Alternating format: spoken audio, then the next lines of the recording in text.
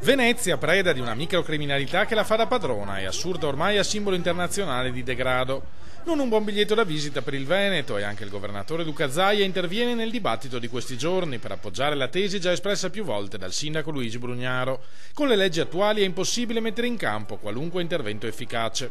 Lo dico da molto prima che diventasse una battaglia di Brugnaro, ricorda Zaia, non servono più soldi ma leggi diverse per permettere alle forze dell'ordine di contrastare davvero queste situazioni. Io penso che a costo zero, se inasprissero le pene, se ci dessero la certezza della pena, quindi andare in galera e starci lì,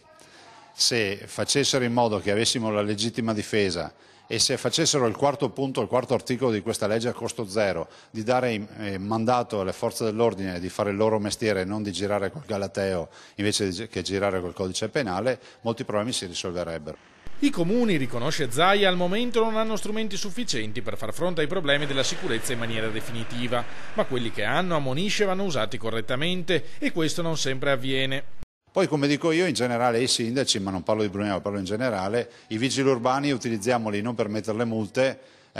con l'autovelox, ma per controllare il territorio, controllare i documenti, fare verifiche, insomma anche questo serve.